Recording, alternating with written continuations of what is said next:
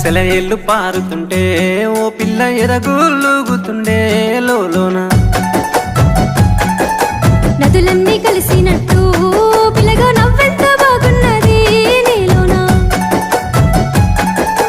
గాజుల సప్పులు గలుగల్లు మోగంగా గజ్జెల పట్టీలు గంటేసి ఆడంగా వరిగడ్డి మోపు ఎత్తి